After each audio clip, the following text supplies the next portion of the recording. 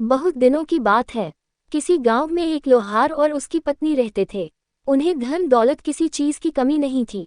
दुख सिर्फ यह था कि इनके कोई संतान नहीं थी। एक रात लोहार की पत्नी ने सपना देखा। उसे एक घने जंगल में एक पेड़ दिखाई दिया, जिसकी टहनी फल के बोझ से झुकी हुई थी। इस टहनी पर एक बड़ा सा सुनहरा अखरोट लटक रहा था।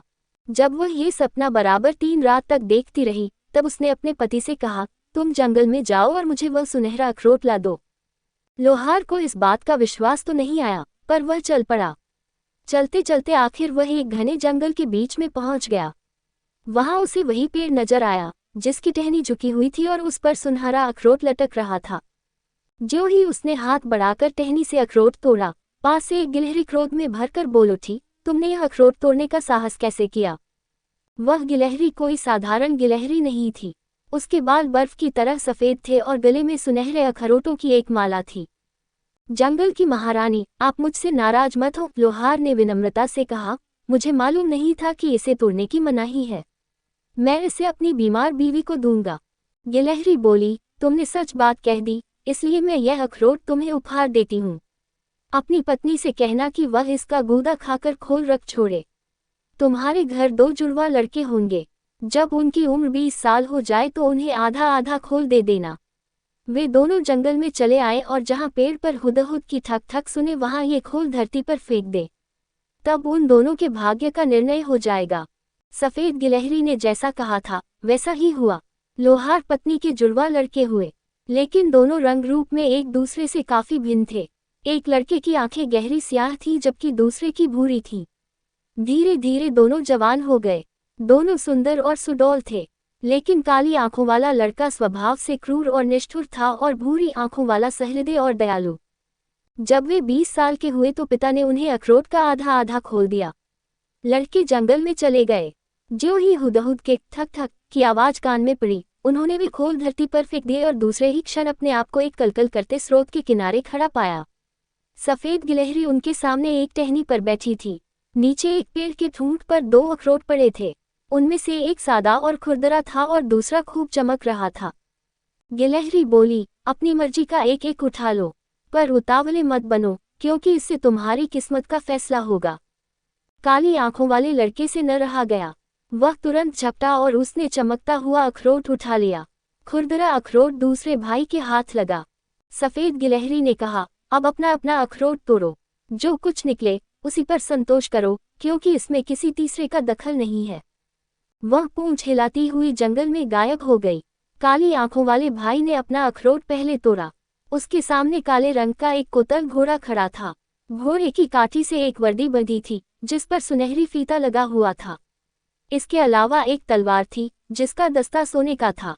आहा, इस तलवार के बल पर तो मैं दुनिया भर का धन इकट्ठा कर लूंगा, उसने उल्लास में भरकर बड़े गर्व से कहा।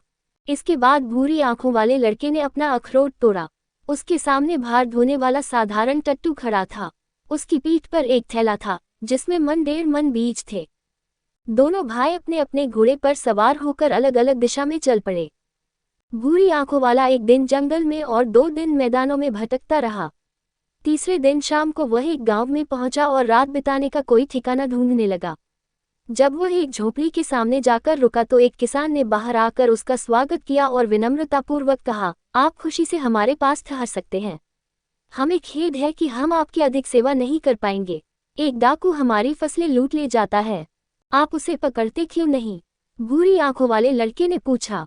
किसान ने उत्तर दिया, हम कैसे पकड़ें? वह आदमी थोड़ा है, वह तो गर्म हवा है जो फसलें झुलसा देती है। वह अपना बीज का थैला सिरहाने रखकर किसान के आंगन में लेट गया। उसे यूं महसूस हुआ कि बीज हिल रहे हैं। हमें बो दो, हमें बो दो। थैले में से आवाज आई, हम ऐसी घनी दीवार बना देंगे जो गर्म हवा को खेतों में आने से रोक देगी। अगले दिन लड़के ने किसान से कहा, क्या मैं आपके साथ रह सकता हूँ? शायद हम दोनों गर्म हवा को रोकने में सफल हो जाएं। किसान ये प्रस्ताव सुनकर बहुत खुश हुआ और वे दोनों एक साथ रहने लगे। अब भूरी आंखों वाले नौजवान को वहां रहते साल 2 साल नहीं 20 साल बीत गए। यहाँ तक कि उसके सिर के बाल सफेद हो गए। उसने जो बीज बोए थे वे जैतून के लंबे लंबे घने पेड़ बन चुके थे। गर्म हवा उनसे टकराकर लौट जाती थी और खेतों में खूब गेहूं उगता था।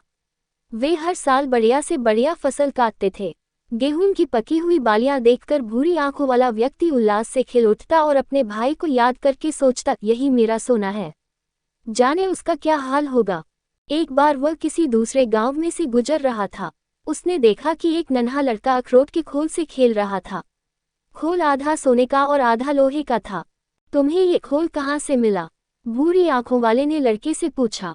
मेरे पिता लड़ाई के मैदान से इसे लाए थे, लड़के ने उत्तर दिया। किसी सेनापति ने हमारे देश पर हमला किया।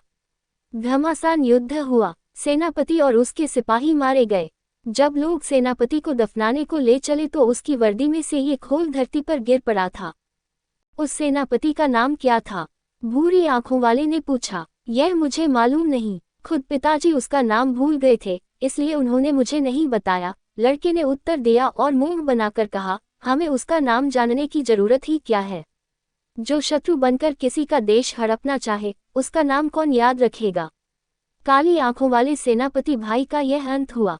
लेकिन सदियां बीत गई, इस भूरी आंखों वाले भाई को लोग अब भी याद करते हैं और उसका नाम बड़े आदर और प्यार से लेते हैं।